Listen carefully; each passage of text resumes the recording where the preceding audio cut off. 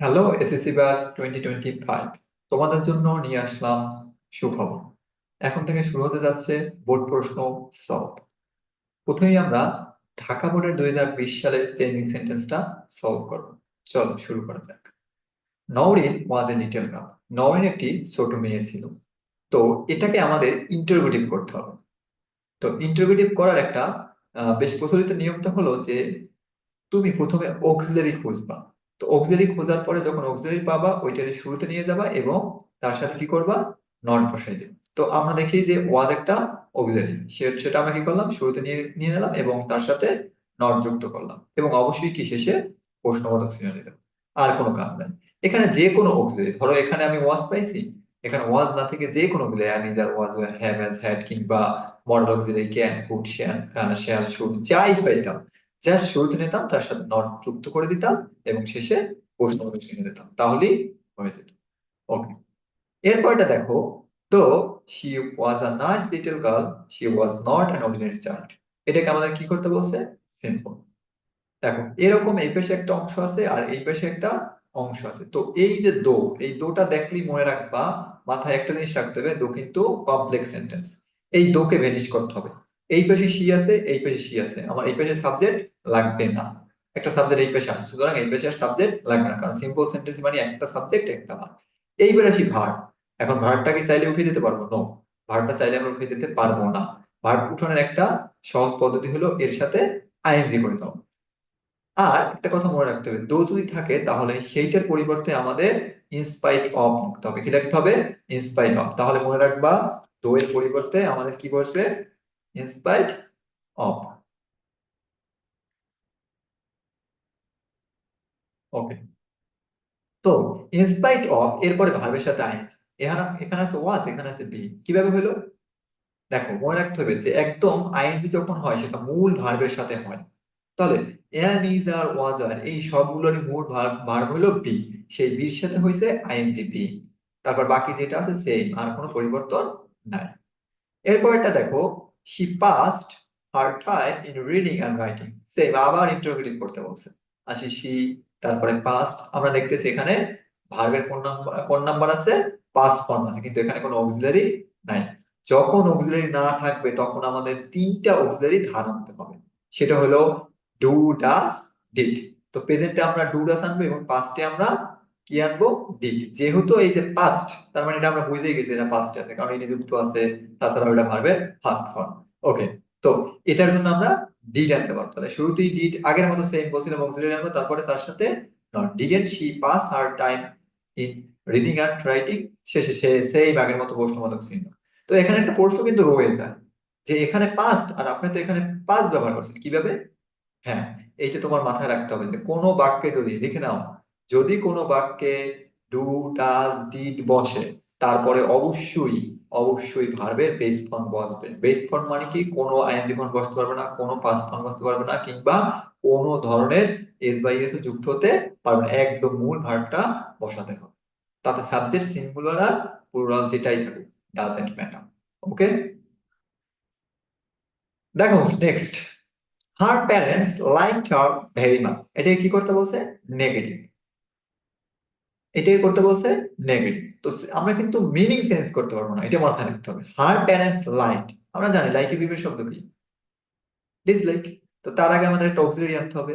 Same, তুমি চিন্তা করো, যখনই অক্সিলারি পাবো না অক্সিলারি ধার আনবো। তো প্রেজেন্টের জন্য ডু ডাস আর পাশের জন্য ডিড।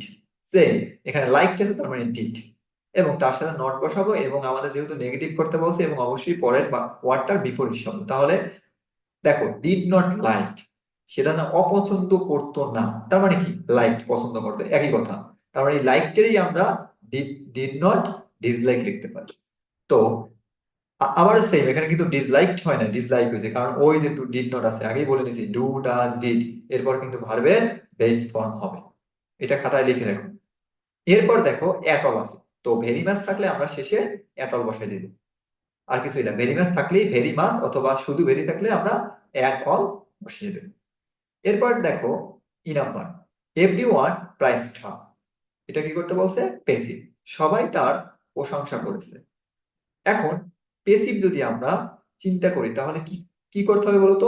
প্রথমে অবজেক্টকে সাবজেক্ট, তারপরে কি ভার্ব অনুযায়ী বা টেন্স অনুযায়ী তার অক্সিলারি ভার্ব এনে তার পরিবর্তন করতে হবে এবং সাবজেক্টকে বাই আর বসাতে হবে, তারপর সাবজেক্টকে অবজেক্ট করতে হবে। দেখো হারের সাবজেক্ট কি শি। এরপর দেখো এখানে আছে প্রাইসড, মানে প্রশংসা করেছিল, পাস্ট টেন্স কিন্তু।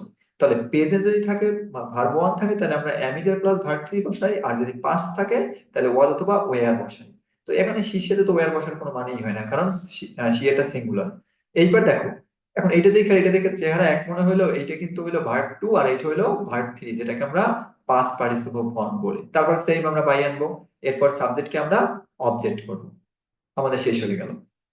ওকে, then she was very attentive to her study.